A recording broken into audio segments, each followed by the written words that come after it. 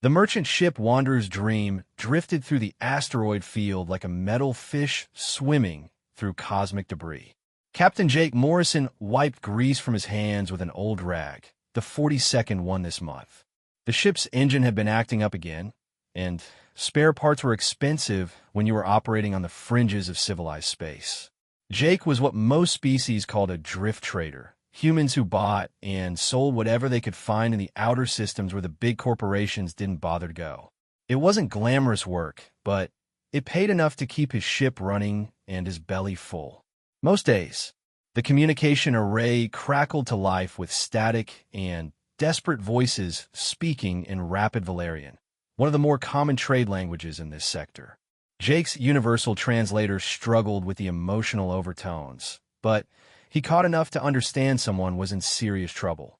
Mayday, Royal Transport, critical systems failure. Princess Lyralii requires immediate medical assistance. Jake's weathered face creased into a frown. Royal Transport meant Etherian nobility, and those blue-skinned space elves didn't usually travel through asteroid fields unless they were trying to avoid something. The Etherians were one of the oldest spacefaring races in the galaxy, with technology that made human engineering look like stone tools. If they were calling for help, things had to be really bad. He could have ignored the transmission. Smart traders minded their own business, especially when it came to alien politics. But Jake had never been accused of being particularly smart, and he'd been raised by parents who believed you helped people in trouble, regardless of what species they happened to be. This is Captain Morrison of the merchant vessel Wanderer's Dream. He transmitted back in trade standard. I'm receiving your distress call. What's your situation? The response came back immediately, tinged with desperation. Captain Morrison, this is Commander Thalen of the Royal Escort Vessel, Star Whisperer. We have Princess Lyralii aboard, and she has been poisoned.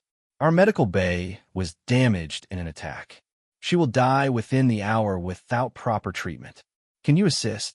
Jake looked around his cramped bridge. His ship was a converted mining vessel, built for hauling and basic cargo transport. The medical bay consisted of a first aid kit and an automated surgery unit he'd won in a poker game 3 years ago.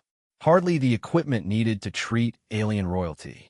Commander, I'm just a cargo hauler. I don't have the kind of medical facilities you'd need for... Please, the Etherian's voice broke through the static. We have scanned your vessel. Your automated medical unit is functioning. It is our only hope. I am transmitting our location coordinates. Jake stared at the incoming data stream. The Etherian ship was only 20 minutes away at full burn, but that meant crossing through a particularly dense section of the asteroid field. One wrong move, and both ships would become very expensive scrap metal. He thought about his parents again. His mother had been a doctor before the colony wars, and his father a marine medic.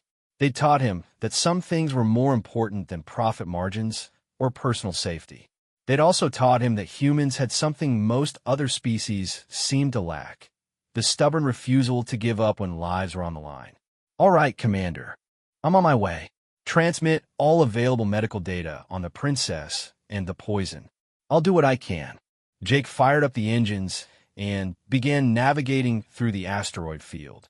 The Wanderer's Dream wasn't built for speed or agility, but she was tough and reliable.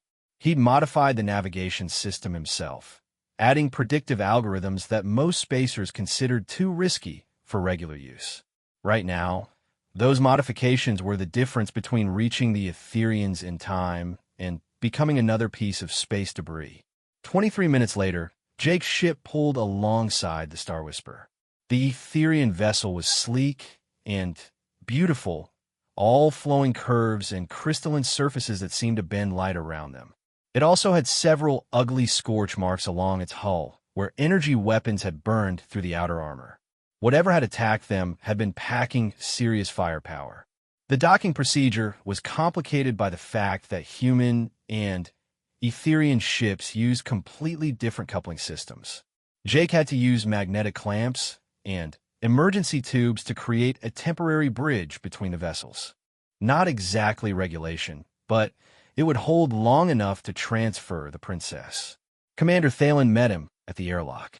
The Etherian was tall and graceful like all his people, with blue-tinted skin that seemed to shimmer in the artificial light. His large eyes held a mixture of hope and desperation that transcended species barriers.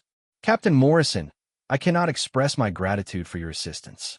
Princess Lyralii is in critical condition. The poison is called Shadowbane. It attacks the nervous system and causes cascading organ failure. Jake nodded grimly. He'd heard of Shadowbane before. It was a favorite tool of assassins because it was nearly undetectable until symptoms appeared, and by then, it was usually too late for treatment. The fact that someone had used it on Etherian royalty suggested political motivations that Jake didn't want to think about too deeply. Let's get her aboard my ship and see what we can do. The princess was unconscious when they carried her through the makeshift airlock connection. Jake got his first close look at Etherian physiology. She was humanoid, but clearly alien, with pale blue skin that had taken on an unhealthy gray tinge and hair that shifted color like oil on water. Her breathing was shallow and irregular, and her pulse felt wrong under his fingers. They placed her on the medical unit's examination table, and Jake began running diagnostics while Commander Thalen provided what information he could about Etherian biology. The automated systems were designed to work with multiple species, but they function best with detailed baseline data. The poison interferes with neural pathways, Thalen explained. Our medical computers estimate she is perhaps 30 minutes before complete system shutdown. Jake studied the readouts flowing across his screens. The medical unit was identifying the toxin and suggesting treatment protocols, but something bothered him about the recommended approach. The suggested antidotes would counteract the poison, but they would also put tremendous stress on an already damaged nervous system. Your computer is right about the poison, Jake said slowly. But I think the treatment is wrong. Thalen's eyes widened in alarm. Captain, with respect, this unit may be advanced by human standards, but Etherian medical science has been fighting this poison the same way for centuries, Jake interrupted. Look at these neural pathway diagrams. The Shadowbane isn't just attacking random nerve clusters. It's targeting specific nodes that control autonomous functions. Your standard antidotes try to flush the poison out all at once, but that creates a massive shock to the system. Jake's fingers flew over the control interface, calling up chemical synthesis protocols and treatment algorithms. His parents had taught him field medicine, but he'd learned most of what he knew about alien biology from necessity. When you spent years trading with dozens of different species, you picked up medical knowledge whether you wanted to or not. What if we don't try to neutralize the poison all at once? He mused. What if we can isolate the affected neural clusters and treat them sequentially? It would take longer, but it might not kill her in the process. Thalen looked skeptical. Such a procedure would be extremely complex. The timing would have to be perfect to prevent cascade failures in other systems. The medical unit can handle the timing if I can program the right sequence. Jake was already pulling up synthesis charts for various chemical compounds. I'll need to create a custom treatment protocol, but I think it could work. Commander Thalen stared at the human captain with something approaching amazement. You would attempt an experimental procedure on the crown princess of the Etherian Dominion? The political ramifications alone, the political ramifications of her dying are probably worse, Jake pointed out. Besides, your medical computers give her less than a 10% chance of survival with conventional treatment. I'm betting we can do better than 10%. For several long moments, the only sound was the steady beeping of the medical unit's monitors. Princess Lyralii's vital signs were growing weaker by the minute. Finally, Thalen nodded. Proceed, Captain Morrison. I will accept full responsibility for whatever outcome results. Jake had already begun programming the treatment sequence. The medical unit's synthesizers hummed to life, creating custom chemical compounds based on his specifications. It was delicate work, too much of any component, and they would kill her just as surely as the poison would. Too little, and the treatment would fail. I'm going to start with the primary motor control cluster, Jake explained as he worked. If we can stabilize that first, it should buy us time to work on the autonomic systems. The first injection went into the base of the princess's neck, targeting nerve bundles that controlled basic motor functions. Jake watched the monitors carefully, adjusting chemical concentrations in real time as the medical unit reported on cellular responses. For a moment, nothing happened. Then, Princess Lyraliai's breathing became more regular, and some color returned to her blue-tinted skin. Remarkable, Thalen breathed.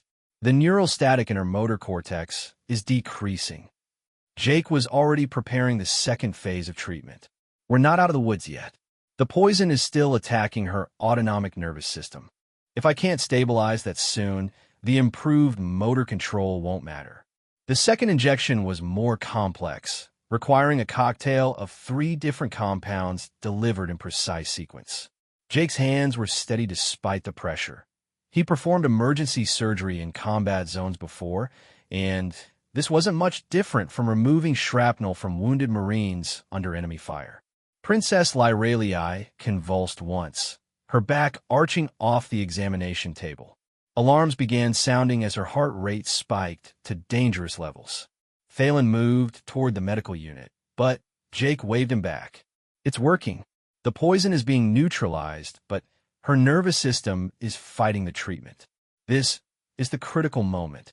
Jake made rapid adjustments to the chemical mixture, fine-tuning the balance of compounds as the princess's body struggled to adapt. For 30 seconds that felt like hours, her vital signs fluctuated wildly. Then, gradually, everything began to stabilize. Her heartbeat became strong and regular. Her breathing deepened. The gray tinge faded from her skin, replaced by the healthy blue coloration of her species. She's going to make it, Jake said quietly. Commander Thalen stared at the monitor readings in disbelief. Captain Morrison, what you have accomplished, our finest medical mind said she could not be saved. How did you know this treatment would work? Jake shrugged, suddenly feeling exhausted. I didn't know. I just figured that if conventional treatments weren't working, maybe an unconventional approach would have better odds.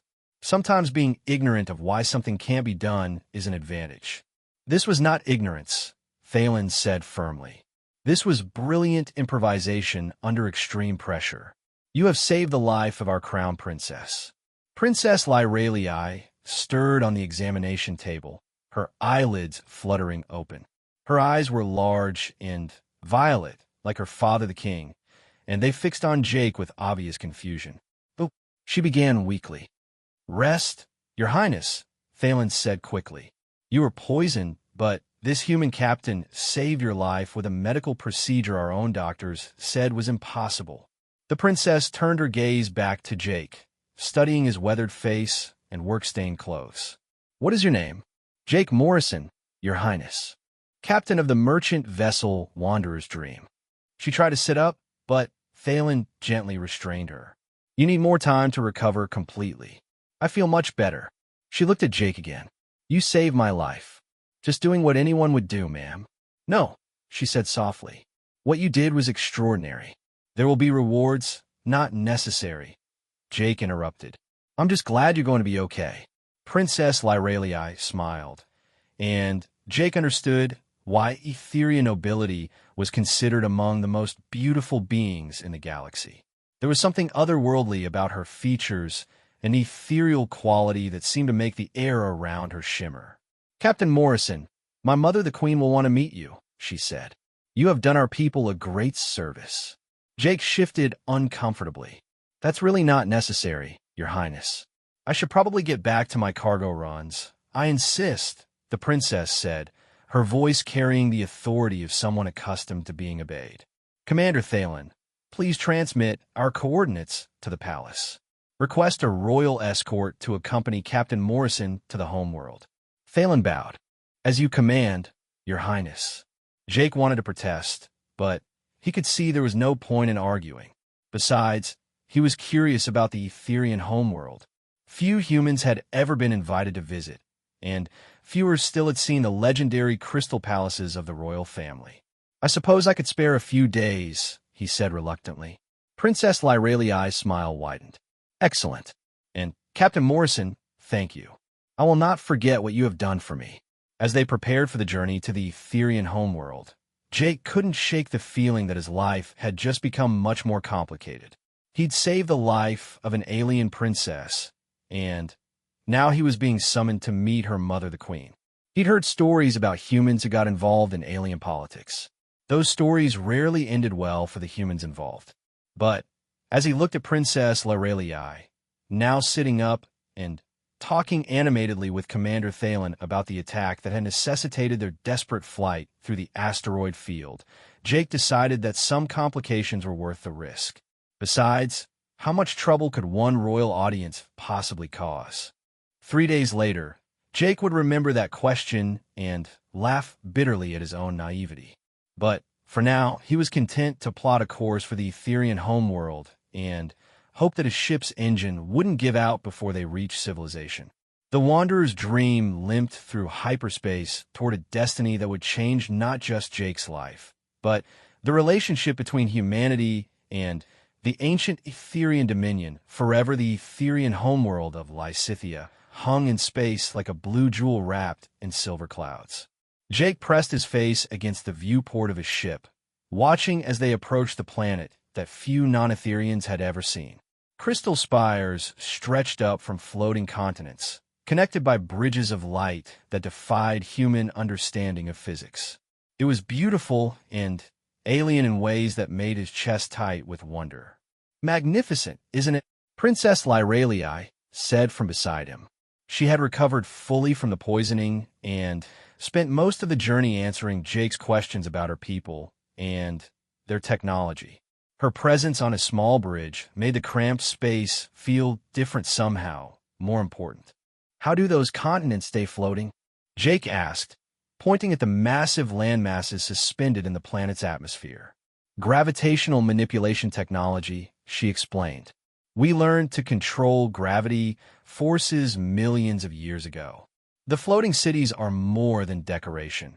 They protect our world's surface from orbital bombardment and allow us to house billions without disturbing the natural ecosystem below." Jake shook his head in amazement. Humans have been spacefaring for barely 3 centuries, and they still struggled with basic problems like faster-than-light communication and energy storage. The Etherians have been exploring the galaxy since before Earth's dinosaurs went extinct. "Your Highness," Commander Thalen's voice crackled over the communication system from his escort ship. "We are receiving approach vectors from orbital control. The Queen has cleared all traffic for your arrival." Through the viewport, Jake could see other ships moving aside to create a clear path to the planet. Sleek Etherian vessels that looked more like works of art than military hardware, and massive cargo haulers from dozens of different species. The variety was staggering. Jake counted at least 15 different ship designs in the immediate area. The homeworld is the center of a trade network spanning half the galaxy, Princess Lorelei explained, noticing his interest. "Representatives from hundreds of species come here to conduct business, and they're all just making way for us." "For me," she corrected gently. "I'm the crown princess and heir to the throne. When I travel, others wait." Jake felt a flutter of nervousness. He'd grown comfortable with Princess Lorelei during their journey, but her casual mention of being heir to one of the galaxy's most powerful civilizations reminded him of exactly who he was dealing with. His cargo ship suddenly felt very small and very shabby. "Captain Morrison," the princess said, as if reading his thoughts. "You seem troubled." "Just wondering what I'm doing here," Jake admitted. "I mean, I appreciate the invitation, but I'm nobody special. Just a trader trying to make a living." Princess Lorelei turned to face him fully, her violet eyes serious. "You saved my life when our own medical science had given up. You improvised a treatment that shouldn't have worked, using equipment our doctors would consider primitive. That makes you very special indeed." Before Jake could respond, the communication system activated again. This time the voice was different, older, more formal, speaking in pure Etherian rather than trade standard. Princess Lorelei straightened, her entire demeanor shifting to match the formality of the transmission. She responded in the same language, her voice taking on royal inflections that hadn't been present during their casual conversations. "The Queen commands our immediate presence in the throne room," she translated for Jake. "Your ship will be escorted to the royal docking facility." Jake's throat felt dry. The throne room? I thought this was just going to be a brief thank you, and then I'd be on my way. "I'm afraid it's not that simple," Princess Lyrelii said softly. "My mother, she has very strong opinions about debts of honor. And, according to Etherian law, I owe you a life debt." "What does that mean exactly?" "It means you have claim to anything within my power to grant, up to, and including my life itself." The princess's expression was troubled. "It's an ancient law, from the days when our people were warriors as much as scholars. Most Etherians consider it obsolete." "Most, but not your mother?"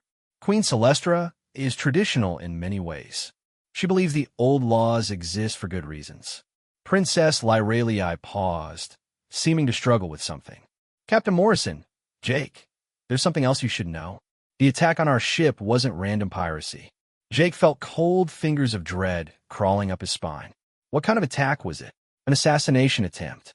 Someone wanted me dead, and they came very close to succeeding.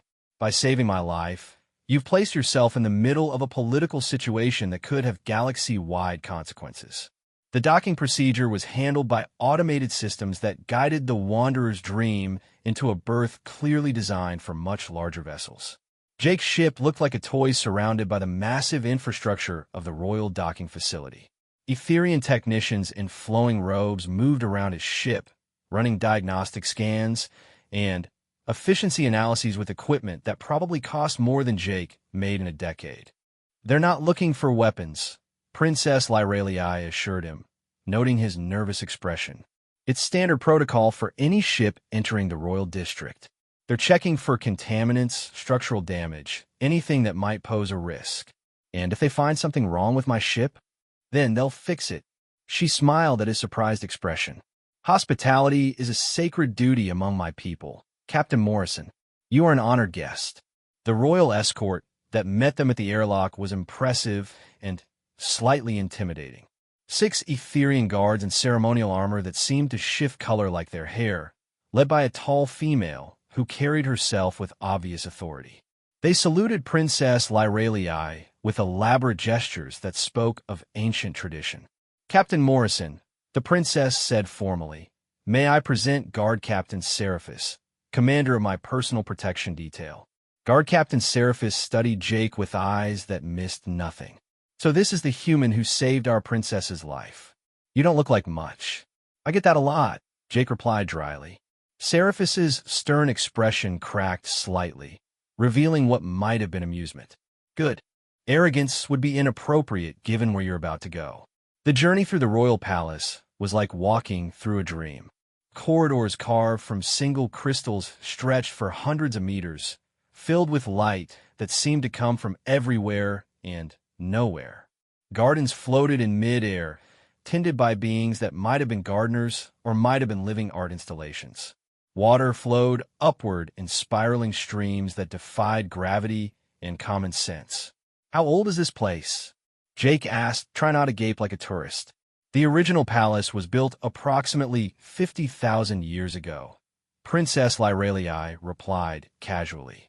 "It's been expanded and modified countless times since then, of course.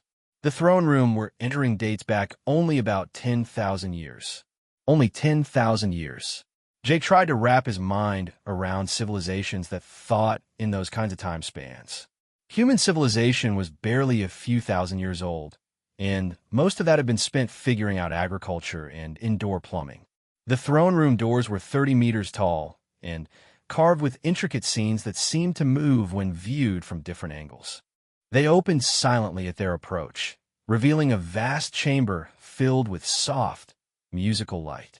Queen Celestra sat on a throne that appeared to be carved from a single massive diamond, its faceted surfaces splitting the light into rainbow patterns that danced across the walls. She was tall even by Etherian standards, with silver hair that flowed like liquid mercury and eyes that seemed to hold the depth of stellar space.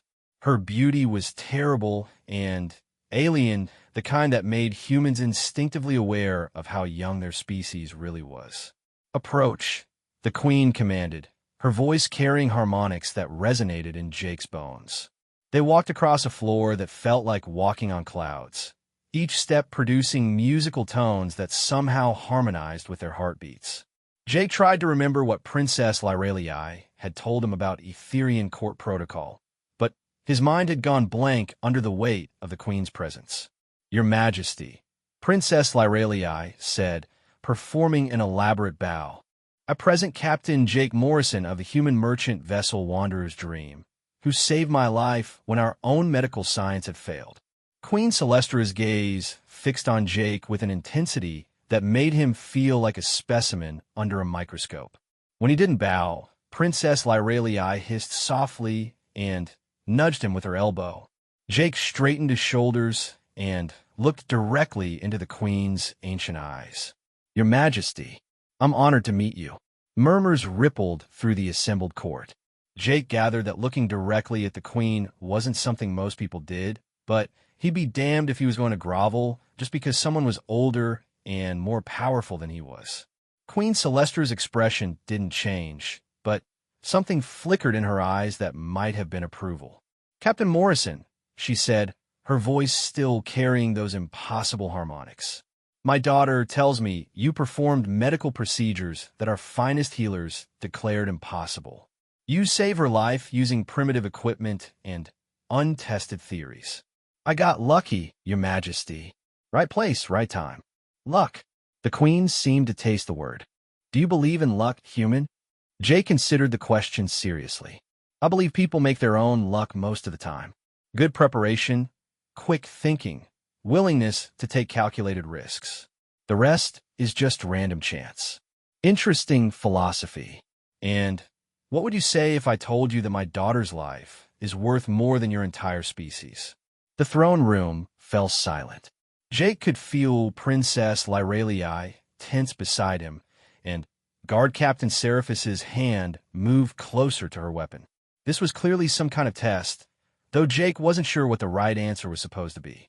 "I'd say the kind of thinking is exactly why the galaxy has so many wars," Jake replied honestly. "Every species thinks their people are more important than everyone else's. But from where I stand, one person dying is a tragedy regardless of what color their blood is or which star system they're from." Queen Celestra leaned forward slightly on her crystalline throne.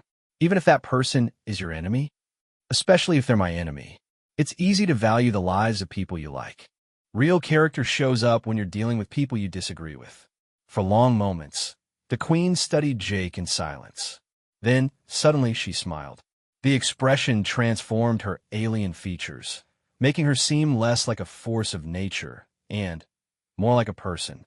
"Remarkable. No wonder you were able to save my daughter's life." She stood, and Jake was surprised to realize she was actually shorter than he'd expected. The throne and the formal setting had made her seem larger than life. "Captain Morrison, according to our laws, my daughter owes you a life debt. This means you may ask anything of her that is within her power to grant."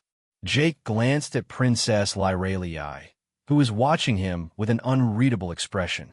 "Your Majesty, I don't want anything from your daughter. I helped because it was the right thing to do, not because I expected payment. Nevertheless, the debt exists. And since Lyralii is my heir, a debt owed by her is also a debt owed by the crown itself."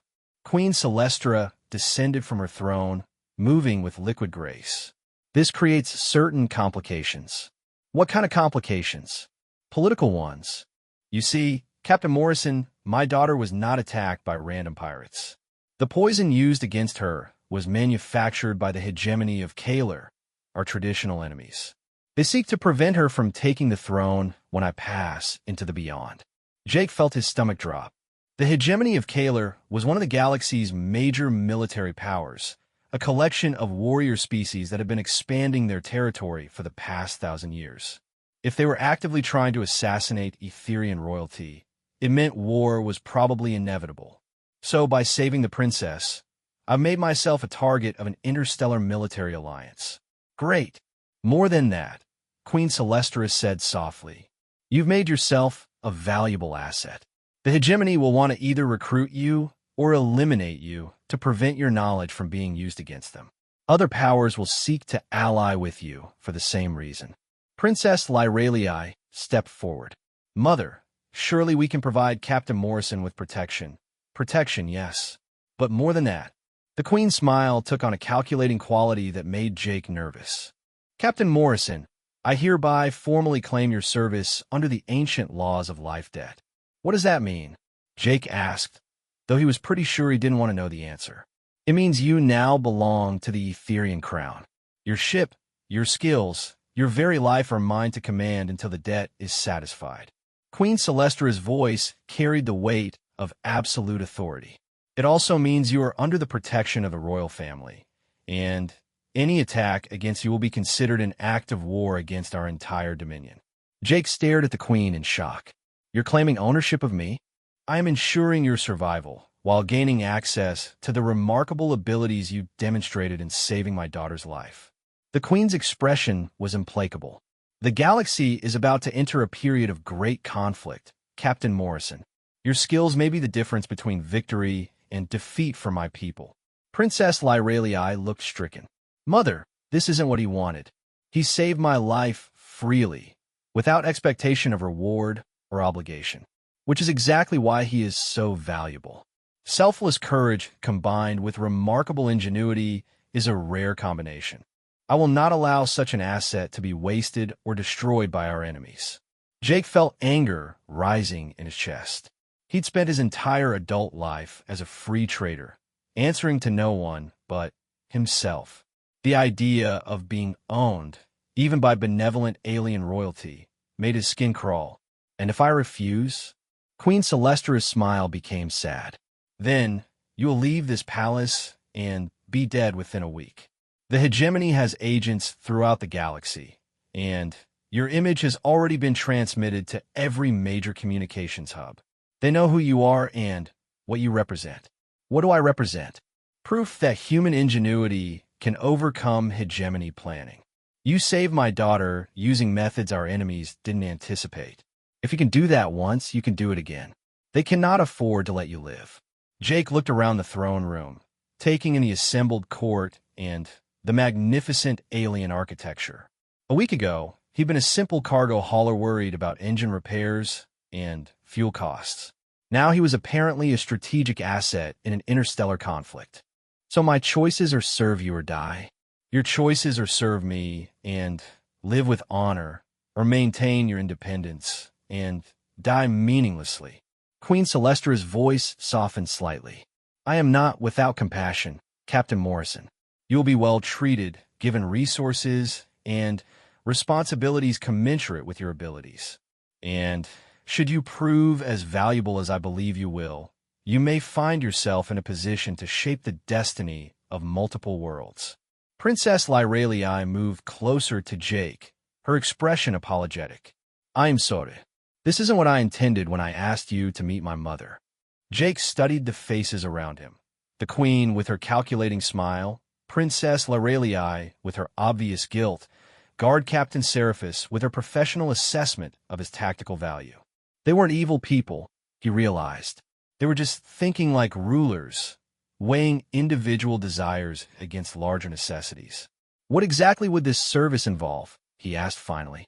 Initially, you would serve as a military advisor, helping us understand how human thinking approaches problems our own people find unsolvable. Later, if war comes, you would assist in developing strategies to counter hegemony forces. I'm not a soldier. I've never fought in any major conflicts.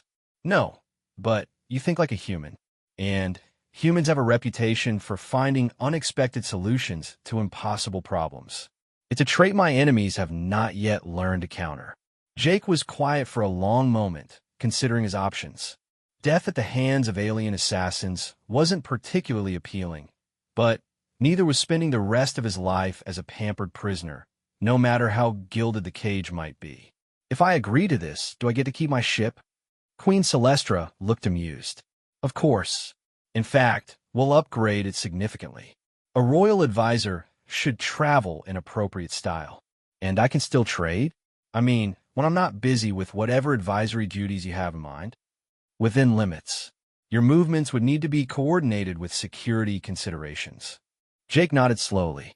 It wasn't freedom, but it wasn't slavery either. And if he was being honest with himself, the idea of seeing more of the galaxy and learning about alien technologies was appealing. All right, he said finally, I accept your claim on my service. But I want to understood that I'm doing this because the alternatives suck, not because I think you have any moral right to own another sentient being. Noted and accepted, Queen Celestra replied graciously. Welcome to the royal court, Captain Morrison. I believe you will find your time here quite educational. As the formal ceremonies began, Jake caught Princess Lyralii watching him with an unreadable expression. He had the feeling that his relationship with the alien princess was about to become much more complicated than simply saving her life. Outside the palace, alien intelligence agents were already transmitting reports to their handlers, documenting the arrival of a human who had somehow impressed the Etherian queen enough to be claimed for royal service. The galaxy's power brokers were about to discover that sometimes the most dangerous individuals were the ones nobody saw coming. Jake Morrison had thought he was just helping someone in trouble. Instead, he'd inadvertently positioned himself at the center of a conflict that would determine the future of multiple civilizations. And in the depths of space, hegemony war fleets were already changing course, heading for systems where a troublesome human traitor might be found and eliminated before he could cause any more problems for their carefully laid plans 3 months after being claimed by Queen Celestra. Jake Morrison stood on the observation deck of the Royal Military Complex, watching Etherian fighter squadrons practice maneuvers that seemed to defy the laws of physics. His new quarters were larger than his entire ship had been, furnished with alien luxuries he was still learning to appreciate. The food was excellent, the company intellectually stimulating, and he learned more about advanced technology in the past few weeks than in his entire previous life. He was beginning to realize, probably going insane from boredom. The hegemony would never expect such unconventional tactics, General Alderus was saying, gesturing at the holographic battle display. Your suggestion to use merchant ships as improvised assault vessels shows remarkable strategic thinking. Jake nodded politely, hiding his frustration. This was the 4th strategic planning session this week, and like the others, it would probably end with the Etherian military commanders nodding thoughtfully at his suggestions and then ignoring them completely. For all their talk about wanting human perspective, they seemed unable to actually implement ideas that didn't fit their traditional tactical doctrine. General, with respect, we've been talking about these strategies for weeks. When are we going to actually test some of them? General Alderus's blue features took on a slightly stiff expression. Captain Morrison, military planning is a careful process. We cannot simply experiment with untested theories when the security of our worlds is at stake. But that's exactly when you should be experimenting, Jake pointed out. If you only use strategies the enemy expects, you're going to lose. The hegemony has been studying your tactics for centuries. They know exactly how you fight. Our tactics have proven effective for thousands of years against enemies who thought like you did. The hegemony species aren't Etherians. They don't value the same things you do. They don't make the same assumptions about honor and warfare. And they sure as hell aren't going to fight fair. The debate was interrupted by the arrival of Princess Lyralii, who glided into the command center with her usual otherworldly grace. She'd been spending more time around Jake lately, ostensibly to help with his integration into Etherian society, but actually he suspected because she felt guilty about her mother's claiming his service. Captain Morrison, General Alderus, she greeted them formally. How goes the strategic planning? Slowly, Jake said before the general could respond. We've identified 17 different ways your current military doctrine is going to get your people killed, but we haven't actually done anything to fix the problems. Princess Lyralii raised an eyebrow at his blunt assessment. Perhaps you could be more specific about these concerns? Jake gestured at the holographic display showing Etherian fleet formations. Your ships are beautiful, fast, and individually more powerful than anything the hegemony has. But you fight like you're in single combat, emphasizing honor and individual skill over coordinated group tactics. There is nothing wrong with fighting with honor, General Alderus said stiffly. There is when your enemies don't care about honor, Jake shot back. The hegemony species are pack hunters, hive minds, warrior cultures that value victory over everything else. They'll use dirty tricks, suicide attacks, hostages, biological weapons, whatever it takes to win. And while you're busy fighting honorably, they'll be busy destroying your worlds. Princess Lyralii studied the tactical display thoughtfully. What would you recommend instead? Asymmetric warfare. Hit and run tactics. Use your technological advantages to strike fast and disappear before they can respond effectively. And for the love of all that's holy, stop announcing your intentions during battle. Announcing intentions? General Alderus looked confused. Your pilots keep broadcasting challenges and formal declarations before engaging enemy ships. It's very honorable, but it also tells the enemy exactly what you're about to do and gives them time to prepare countermeasures. Princess Lyralii's eyes widened slightly. We do tend to follow traditional communication protocols during combat situations. Right. Which is like sending the enemy your battle plans in advance. Jake called up a new tactical scenario on the display. Look, here's what I'm talking about. Your standard engagement pattern has your ships approaching in formation, issuing formal challenges, then closing to optimal firing range for a decisive battle. The hologram showed sleek Etherian vessels moving in perfect symmetrical patterns toward enemy formations. It's predictable. The hegemony knows exactly where you're going to be and when you're going to be there. But what if instead of approaching directly, you had some ships jump in behind the enemy while others created a distraction? What if you used merchant vessels to deliver surprise attacks? What if you ignore their challenges and just started shooting? General Alderus looked scandalized. Such tactics would be dishonorable. The civilized rules of warfare don't apply when the other side isn't civilized, Jake interrupted. You can't fight a gentlemanly duel with someone who's trying to knife you in the kidneys. The argument was interrupted by an urgent communication from the palace. Queen Celestra's image appeared in the holographic display, her expression grim.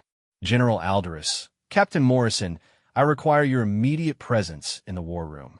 We have received intelligence that changes everything. The Royal War Room was a marvel of Etherian technology, with holographic displays capable of showing real-time intelligence from across the galaxy. When Jake and the others arrived, they found Queen Celestra studying a massive three-dimensional map showing troop movements and fleet positions throughout known space. Your Majesty, General Alderus said formally, what intelligence have we received? The hegemony is moving faster than we anticipated. Our agents report massive fleet buildups in 17 different systems, all positioned to launch coordinated strikes against our primary worlds. The Queen manipulated the display, highlighting red markers that represented enemy forces. They intend to begin their offensive within 30 days. Jake studied the tactical situation, his mind automatically analyzing attack vectors and defensive positions. What he saw made his blood run cold. They're not planning to fight your fleets at all, he said quietly. What do you mean? Princess Lyralii asked. Jake pointed at the enemy positions. Look at the staging areas. They're not positioning for major fleet engagements. They're setting up to bypass your military assets entirely. These formations are designed to strike civilian targets while your fleets are out of position to respond. Queen Celestra nodded grimly. Our analysis reached the same conclusion. They intend to force our surrender by threatening our population centers rather than defeating our military forces directly. It's a smart strategy, Jake admitted reluctantly. Your fleets are probably superior in direct combat, so they're not going to fight you directly. Instead, they'll force you to choose between protecting your people and maintaining military readiness. General Alderus studied the display with growing alarm. If they strike our primary worlds simultaneously, We cannot possibly protect them all. Our fleets would be spread too thin to mount effective resistance. Then, don't try to protect them all, Jake said. The room fell silent. Princess Lyralii stared at him in shock. Captain Morrison, surely you don't mean, you can't fight a defensive war against an enemy that outnumbers you and doesn't care about civilian casualties. You need to go on the offensive before they can launch their attack. Impossible, General Alderus protested. Our forces are not positioned for large-scale offensive operations. It would take months to reposition our fleets for coordinated strikes against hegemony targets. It would take months to reposition them the way you normally do things, Jake agreed. But what if we don't do things the normal way? Queen Celestra leaned forward, her ancient eyes sharp with interest. Explain. Jake manipulated the holographic display, calling up data on merchant shipping routes and civilian traffic patterns. The hegemony is watching your military assets, but they're not paying much attention to commercial traffic. What if we use that? Use it how? Princess Lyralii asked. Your merchant marine is huge, and those ships travel throughout hegemony space every day conducting normal trade. What if some of those merchant ships weren't actually carrying cargo? Understanding began to dawn on General Alderus's features. You're suggesting we disguise military assets as civilian vessels. I'm suggesting we turn civilian vessels into military assets. Your cargo ships are already designed to carry massive loads over long distances. Strip out the cargo holds, install military-grade weapons and shielding, and you've got improvised warships that can get close to enemy targets without raising suspicions. Queen Celestra studied the tactical possibilities, her expression thoughtful. The hegemony would never expect such a strategy. But could civilian ships be effectively converted for combat operations? Depends on how creative you're willing to get. Your technology is centuries ahead of anything humans have, but we've had to learn to be resourceful. I've seen cargo haulers modified to function as everything from mobile hospitals to assault craft. The principles are the same regardless of how advanced your equipment is. Princess Lyralii was manipulating her own section of the display, running calculations. The logistics would be incredibly complex. We would need to retrofit hundreds of vessels, coordinate with merchant captains who have no military training, maintain operational security across multiple star systems. All true, Jake agreed. But it's better than sitting here waiting for the enemy to attack your population centers. There's another problem, General Alderus pointed out. Even if we could successfully convert merchant vessels for military use, we would need crews capable of operating them effectively in combat situations. Most cargo ship captains have never been in battle. Jake grinned. That's actually an advantage. Professional military officers think in predictable patterns. Civilian spacers think about problems differently. They're used to improvising, adapting to unexpected situations, finding creative solutions when standard procedures don't work. You're suggesting we build our offensive capability around untrained civilians? I'm suggesting you build it around people who know how to survive in space when things go wrong. That's a more useful skill than you might think. Queen Celestra was quiet for several minutes, studying the tactical displays and running calculations on her personal interface. Finally, she looked up at the assembled group. Captain Morrison, I want you to develop a complete operational plan for this strategy. Work with Princess Lyralii to handle the civilian coordination aspects, and with General Alderus for military integration. You have 2 weeks to create something workable. 2 weeks? Jake protested. Your Majesty, this is the kind of project that should take months of careful planning. We don't have months. The hegemony will begin their offensive in 30 days, which means we need to launch our preemptive strikes within 2 weeks to catch them while their forces are still in staging positions. The Queen's voice carried absolute finality. Make it work, Captain Morrison. The survival of our civilization may depend on it. As the meeting broke up, Jake found himself walking through the palace corridors with Princess Lyralii, his mind racing with the enormity of the task ahead. Converting civilian ships for military use was one thing. coordinating a galaxy-spanning operation involving hundreds of vessels and thousands of personnel was something else entirely. "You look troubled," Princess Lyralii observed. "I just committed to planning an operation that could save your civilization or get thousands of people killed if I screw it up. Yeah, I'm a little troubled. But you believe it can work?" Jake considered the question seriously. "I believe it's got a better chance than sitting here waiting for the hegemony to attack." But that's not saying much. They reached a quiet garden area where water flowed in impossible spirals through floating crystal sculptures. Princess Lyralii settled onto a bench that seemed to grow from the floor at her approach, gesturing for Jake to join her. "Can I ask you something personal, Captain Morrison?" "Jake." "And sure. Why are you doing this? I mean, really doing this? You could have requested protective custody, asked my mother to arrange safe passage to some distant system where the hegemony would never find you. Instead, you're volunteering to plan a military operation that will put you directly in danger." Jake looked up at the artificial sky, which currently displayed a view of deep space filled with unfamiliar constellations. "Honestly, because I'm tired of being a passenger in my own life. I don't understand. For 3 months, I've been the honored guest, the valuable consultant, the exotic human who provides interesting insights during strategic planning sessions. It's comfortable and safe and boring as hell." Jake turned to meet her violet eyes. "I didn't save your life because I wanted comfort and safety. I saved it because someone needed help and I was in a position to provide it. This is the same thing, just on a bigger scale." Princess Lyralii was quiet for a moment. "You know, there's a good chance this plan will fail. The hegemony has been preparing for this war for decades. They have advantages in numbers, positioning, and strategic preparation. They also have one major disadvantage, which is—" Jake smiled grimly. "They're not expecting to fight humans. And humans have a really bad habit of refusing to lose gracefully." That evening, Jake sat in his quarters reviewing technical specifications for Etherian merchant vessels, trying to figure out how to turn cargo haulers into effective weapons of war. The mathematical challenges were staggering, but he tackled impossible problems before. The difference was that this time, the stakes were measured in civilizations rather than individual lives.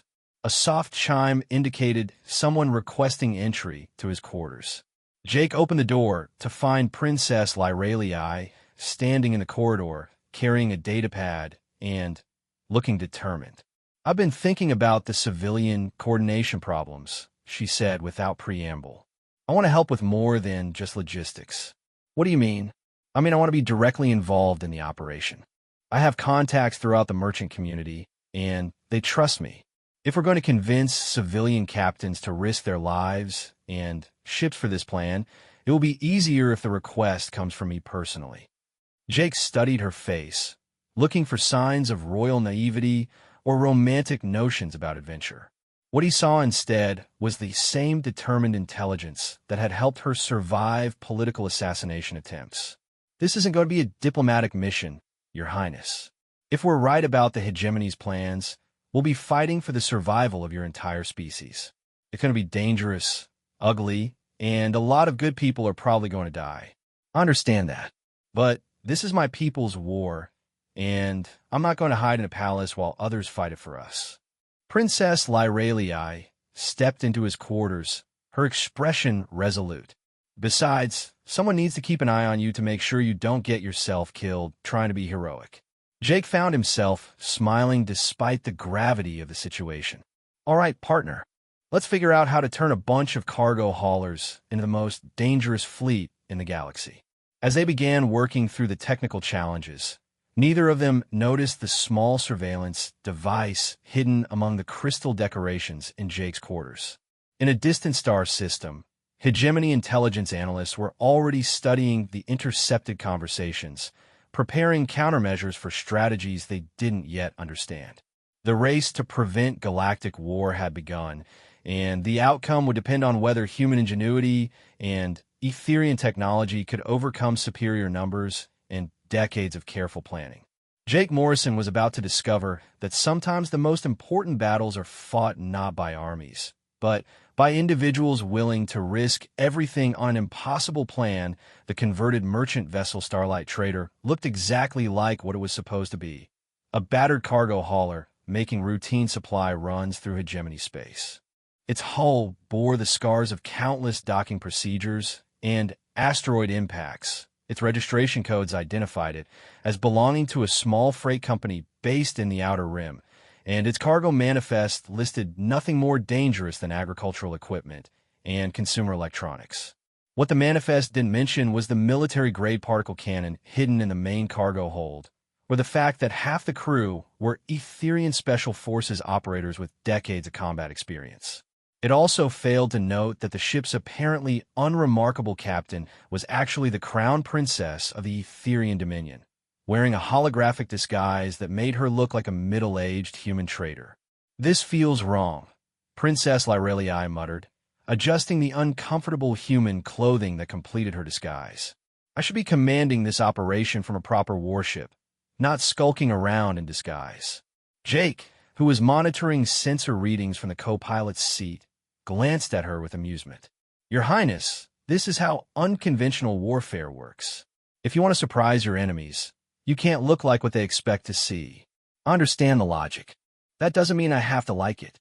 They were approaching the hegemony staging area in the Caraxes system, where intelligence reports indicated a major fleet buildup was nearing completion.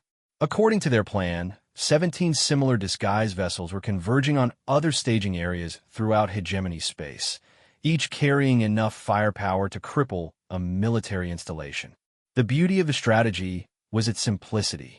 The hegemony was watching for Etherian military vessels while ignoring the hundreds of civilian ships that moved through their space every day.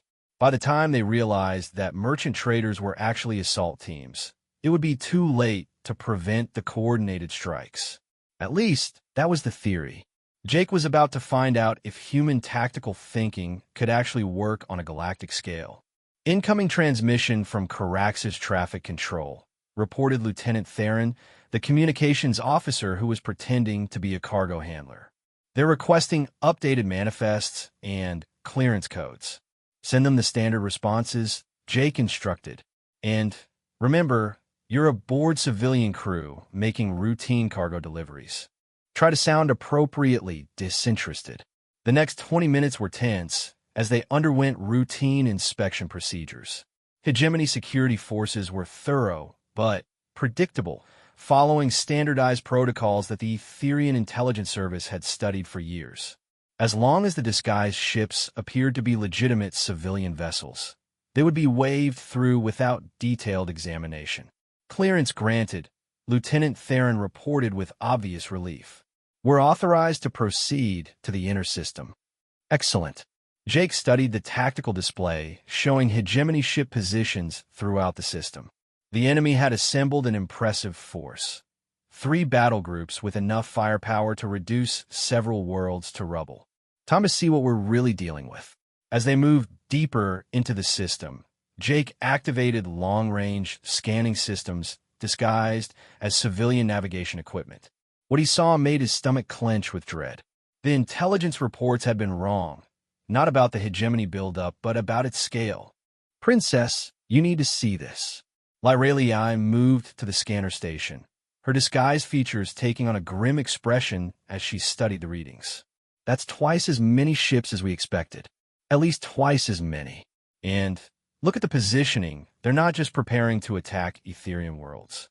These formations could strike at least 6 different civilizations simultaneously.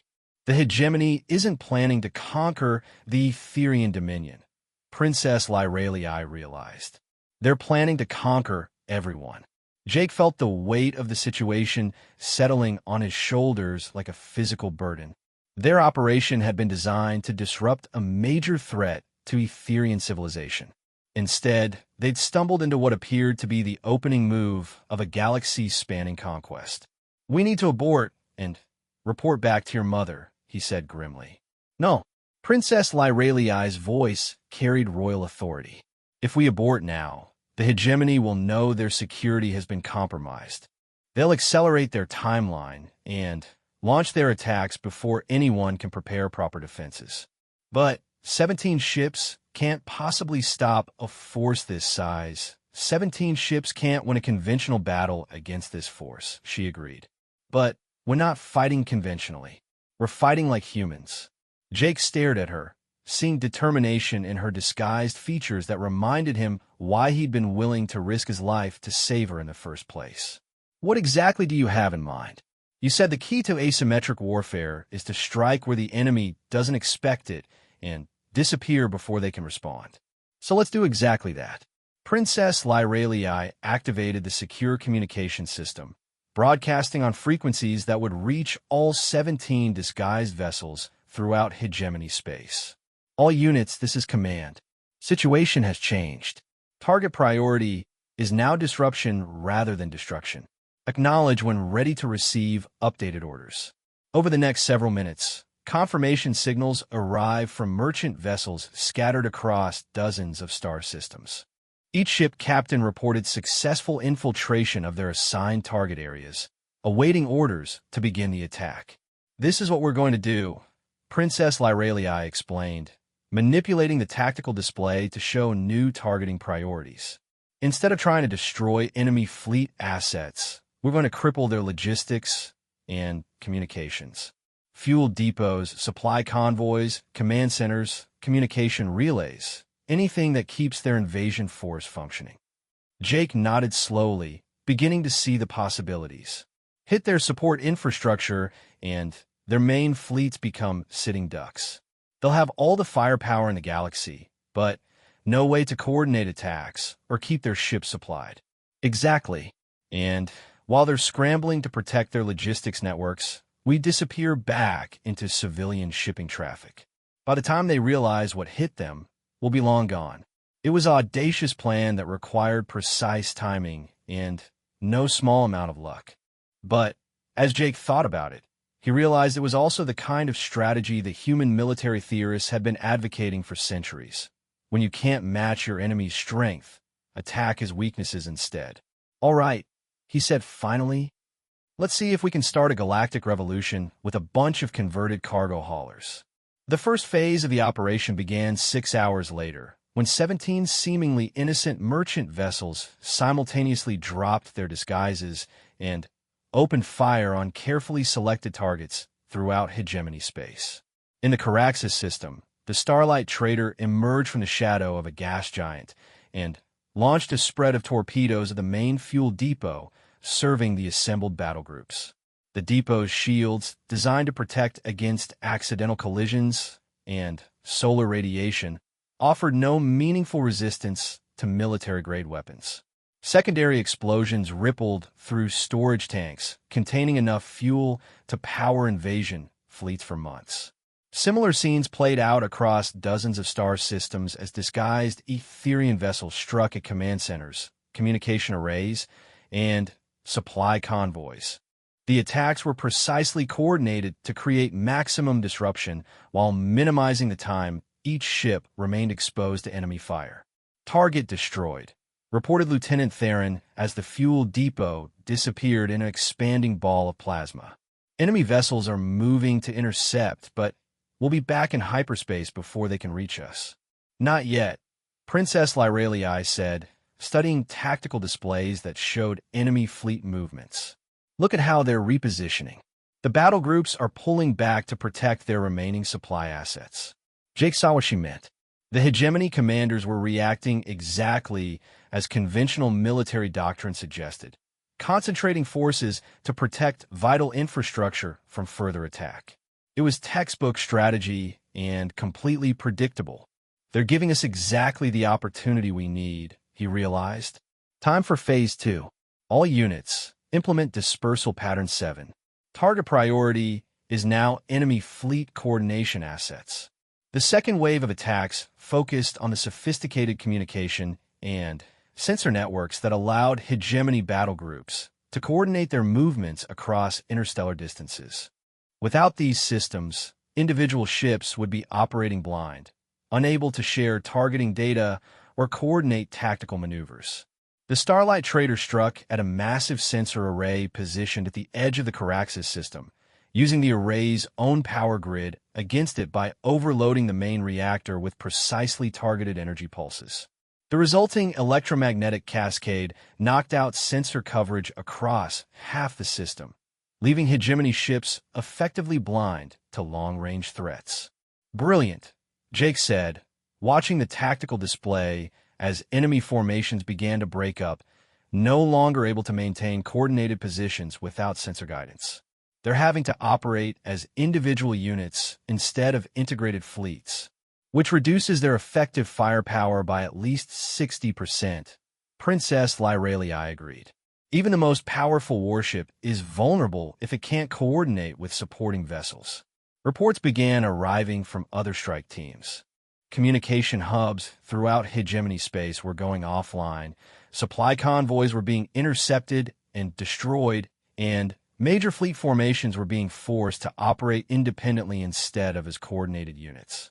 "The enemy is requesting reinforcements from secondary staging areas," Lieutenant Theron reported, monitoring hegemony communications traffic. "Their commanders seem to believe they're under attack by a major Etherian fleet." "Let them think that," Princess Lyralii said with satisfaction. "The longer they waste time looking for ships that don't exist, the more time we have to complete our mission." But Jake was studying long-range sensor readings that showed new contacts moving in from the outer system. "We got a problem. Those reinforcements are arriving faster than expected." The tactical display updated to show a full squadron of hegemony warships moving to intercept their position. Unlike the lumbering battle groups they'd been attacking, these were fast pursuit vessels designed specifically for hunting down raiders and pirates. "They figured out our general location," Princess Lyralii observed. "Time to leave." "Not yet." Jake was running calculations on his personal interface, studying enemy movement patterns and trying to predict their next moves. "If we run now, they'll know we were operating from this system. They'll be able to backtrack our approach route and figure out how we got past their security. So what do you suggest?" Jake's grin was distinctly predatory. "I suggest we give them something else to worry about. All units, prepare for Phase 3. We're going to make them think there are a lot more of us than there really are." The final phase of the operation was the riskiest, requiring the 17 disguise vessels to emerge from hiding and engage hegemony forces directly. But instead of fighting as individual ships, they used human pack-hunting tactics, coordinating their attacks to create the illusion of a much larger force. The Starlight Trader and 2 other vessels emerged from opposite sides of the gas giant simultaneously, launching attacks against different targets while broadcasting false sensor signatures that made each ship appear to be an entire squadron. The deception worked long enough to destroy several more fuel depots and a major command vessel before the enemy realized they were fighting shadows. "Enemy forces are converging on our position from multiple vectors," Lieutenant Theron warned. "We need to jump to hyperspace immediately. All units, execute withdrawal protocol," Princess Lyralii ordered. "Rendezvous at the predetermined coordinates in 72 hours. As the Starlight Trader jumped to hyperspace, Jake took one last look at the tactical display showing the Caraxes system. What had been an organized staging area for galactic conquest was now a confused mess of damaged ships, burning installations, and disrupted communications. It would take the hegemony weeks to reorganize their forces, and by then, the element of surprise would be completely lost. "Think it worked?" Princess Lyralii asked, dropping her holographic disguise as they entered hyperspace. Jake considered the question seriously. "We disrupted their immediate plans and bought your people time to prepare proper defenses. Whether that's enough, we'll find out soon enough. The hegemony will be furious. They'll probably accelerate their remaining operations to try to salvage something from this situation. Let them try. Now everyone knows what they're planning, and they've lost the advantage of coordinated surprise attacks. That should level the playing field significantly." As they traveled through hyperspace toward the rendezvous coordinates, Jake reflected on how much his life had changed since he'd answered a distress call in an asteroid field. 3 months ago, he'd been a simple cargo hauler worried about engine repairs. Now he was apparently a strategic architect in an interstellar war. You know, he said to Princess Lyralii, when I saved your life, I never expected it to lead to this. Neither did I, she admitted. But I'm glad it did. You show my people that there are other ways to fight, other ways to think about impossible problems. That may be the most valuable gift anyone has ever given us. Jake was about to respond when alarms began sounding throughout the ship. Lieutenant Theron's voice crackled over the communication system with barely controlled panic. Captain, we have a problem. Multiple hegemony vessels just dropped out of hyperspace directly ahead of us. They were waiting for us. Princess Lyralii and Jake rushed to the bridge, where the tactical display showed a dozen enemy warships in perfect ambush formation. There was no way the hegemony could have predicted their exact route through hyperspace unless... We've been compromised, Princess Lyralii said grimly. Someone told them where we would be.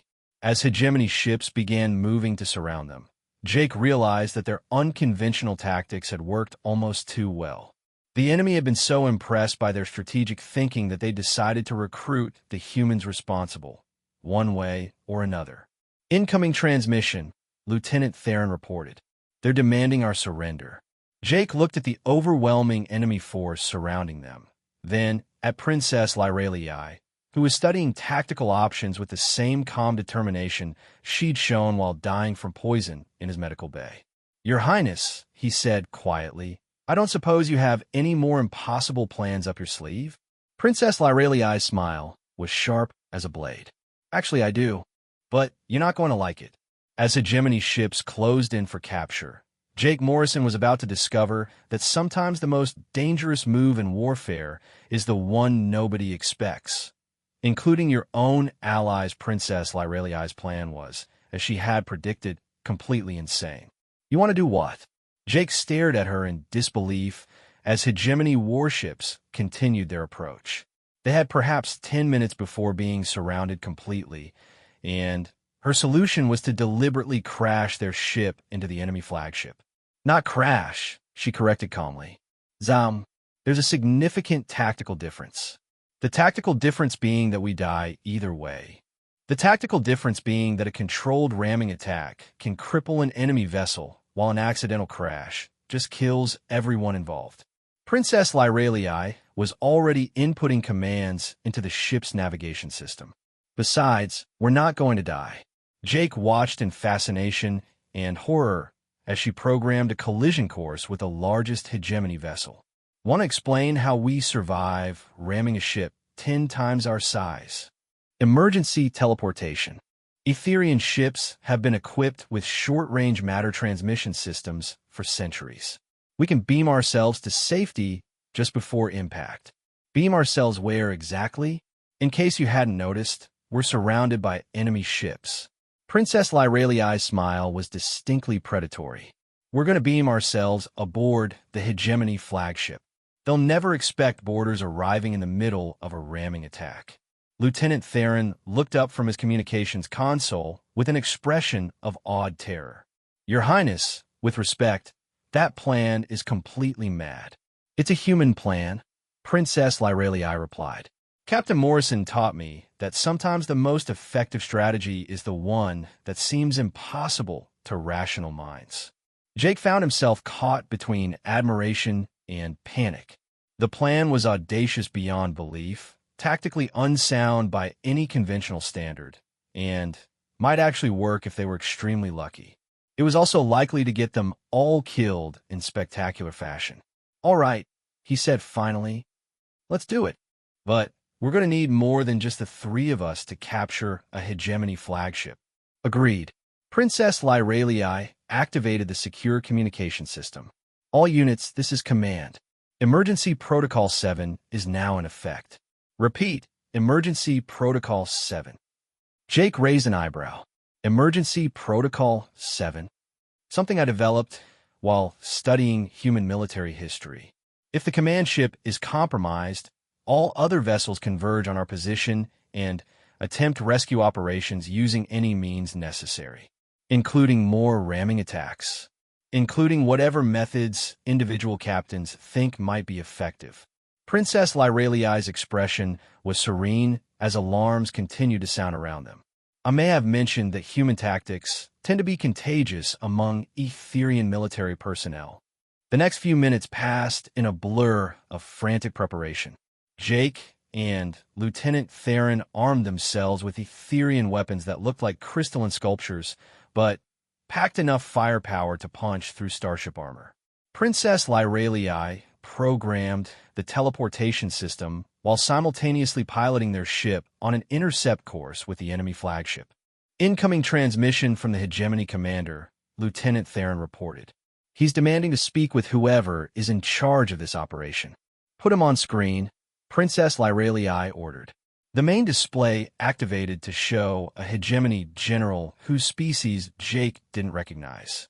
The alien was vaguely humanoid, but covered in what appeared to be natural armor plating, with multiple eyes that tracked independently, and spoke in a voice like grinding stone. I am General Krex of the 3rd Hegemony Assault Fleet. You will surrender immediately or be destroyed. I am Princess Lyraliai, heir to the Etherian throne and commander of this operation. We decline your generous offer of surrender. General Krex's multiple eyes focused on her with obvious surprise. The crown princess herself? Excellent. Your capture will be a significant intelligence coup. I'm afraid you have that backwards, General. You're about to be captured by us. Impossible. You have 1 damaged merchant vessel against 12 military ships. Surrender now, and you will be treated according to the conventions of war. Princess Lyraliai's laugh was musical and completely mad. General, you're about to learn why humans are considered the most dangerous species in the galaxy. They have this wonderful habit of refusing to accept impossible odds. She cut the transmission and turned to Jake with bright, excited eyes. Ready to show the Hegemony how humans fight? Let's do it. Princess Lyraliai engaged the ramming course while Jake and Lieutenant Theron prepared for teleportation. The Starlight Trader accelerated directly toward the enemy flagship, which began evasive maneuvers too late to avoid collision. Teleportation in 3, 2. The universe dissolved into swirling energy, and Jake felt the distinctive disorientation of matter transmission. When reality reassembled around him, they were standing in what appeared to be the Hegemony flagship's main corridor, just meters away from the bridge.